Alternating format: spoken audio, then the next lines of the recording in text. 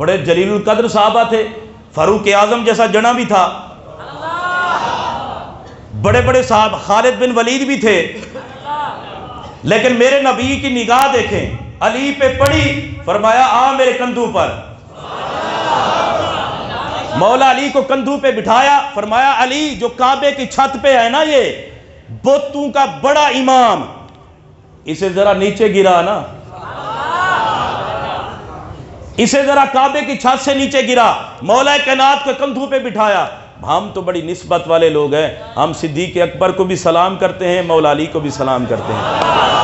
ہجرت کی رات میرے نبی کو صدیق اکبر نے کندھوں پہ اٹھایا تھا، اور یہاں پر میرے نبی نے مولا علی کو کندھوں پہ اٹھایا۔ سرکار نے کائنات والوں کو بتایا، فرمایا لوگوں سنو، اگر ابو بکر نبی کو اٹھائے تو ابو بکر اونچا ہو جائے، اور اگر علی کو نبی اٹھائے تو علی اونچا ہو جائے۔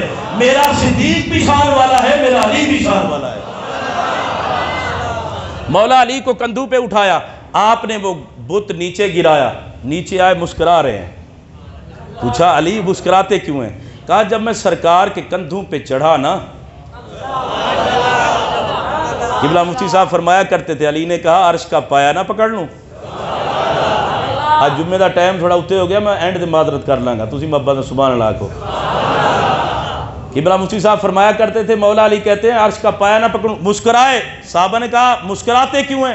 کہا جب میں چڑھا نا آقا کے کندھوں پر تو اتنا اونچا ہو گیا۔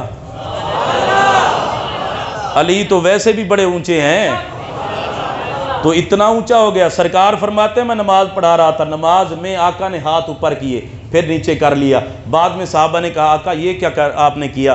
تو نبی پاک نے فرمایا میں نے ہاتھ اوپر کیا، جنت میں مجھے انگور نظر آیا، میرا دل کر رہا تھا انگور توڑ لوں تمہارے لیے، لیکن پھر میں نے توڑا نہیں۔ میرا سوال یہ ہے، نبی زمین پر ہو، ہاتھ جنت میں چلا جائے، تو جو علی کندھوں پہ آئے اس کا ہاتھ کہاں گیا ہوگا؟